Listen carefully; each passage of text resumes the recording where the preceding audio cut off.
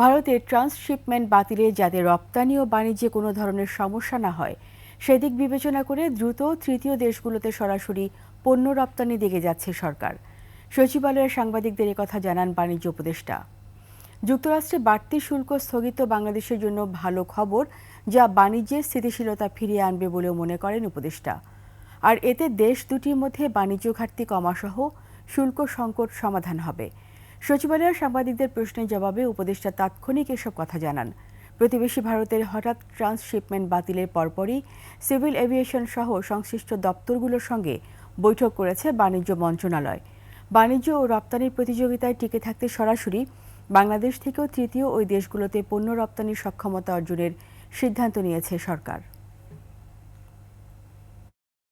আমাদের মোরলেস অ্যাবাউট 40 থেকে 50,000 টন মতো মেটেরিয়াল বাই রোডে এখান থেকে ভারতের বিভিন্ন পোর্ট, বিশেষত দিল্লি, কলকাতা এবং ব্যাঙ্গালোর কিছু এই পোর্টের মাধ্যমে আমাদের রপ্তানি হতো।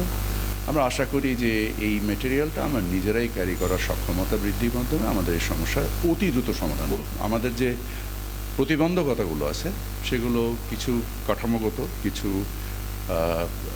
খরচের দিক দিয়ে আমরা এই সকল জিনিসকে সমন্বয় করে আমাদের সক্ষমতা বৃদ্ধি করব। এখন যে কোনো ব্র্যান্ডের পুরাতন এসি বদলে নতুন ওয়ালটন এসিতে উপভোগ করুন 25% ছাড়।